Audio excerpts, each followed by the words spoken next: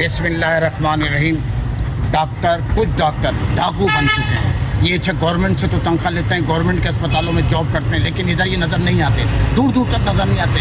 ये प्राइवेट अस्पतालों में नज़र आते हैं, या जो क्लिनिक है छोटी मोटी, उसमें भी डॉक्टर नज़र नहीं आते। पेशेंट परेशान है, क्या करें।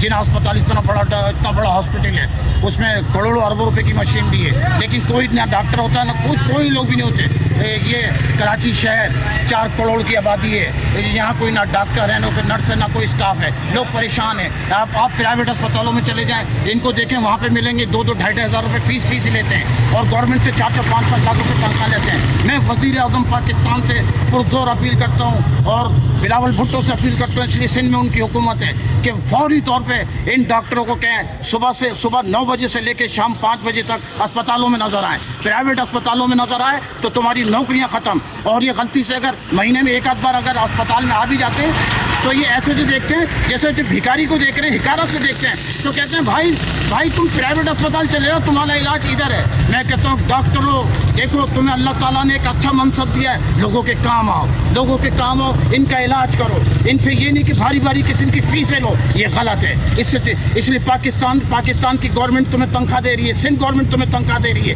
अगर तुम दुरुस्त नहीं हुए तो खुदा की कसम तुम्हें आवाम दुरुस्त कर देगी।